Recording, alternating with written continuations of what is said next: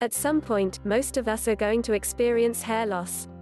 In the United States, roughly half of all men, and women, too, will start showing signs of baldness by their 40th birthday, according to the Cleveland Clinic. Even though modern folklore, and even some limited scientific studies, have suggested that the mother's side of the family is largely responsible for a genetic predisposition toward baldness, the truth is balding is not all our mother's fault. In fact, doctors now say baldness patterns are inherited from a combination of many genes on both sides of the family. There are some environmental factors that come into play, too.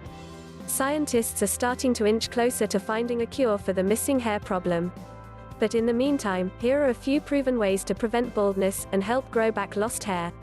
Hair loss, also called alopecia, is most often hereditary, passed down from generation to generation. But it can also be caused by environmental factors like poisoning, radiation, certain drugs, infections, hormone disorders, or nutrition deficiencies.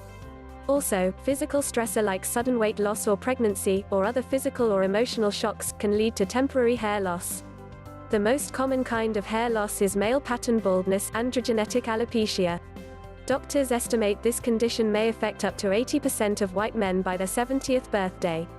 This form of hair loss can also be associated with other medical conditions like coronary heart disease and prostate problems for men, as well as hormonal imbalances in women, according to the National Institutes of Health.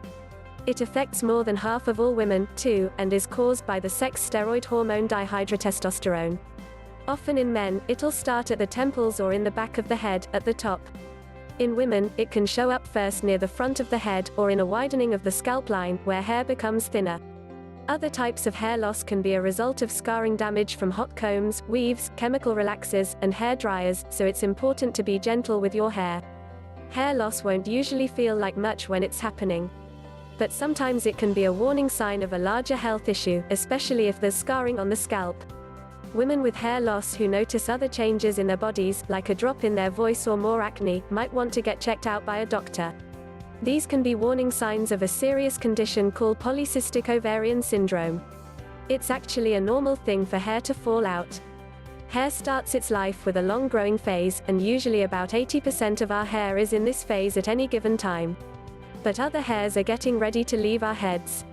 The other 20% of our hair is going through a transitional period, and then a resting phase, where it falls out. We normally shed about 50 to 100 hairs a day this way.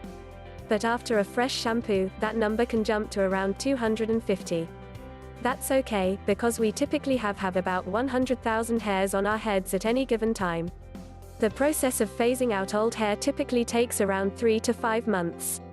Normally, at the end, a new hair starts growing from the empty follicle, but with alopecia, that doesn't happen.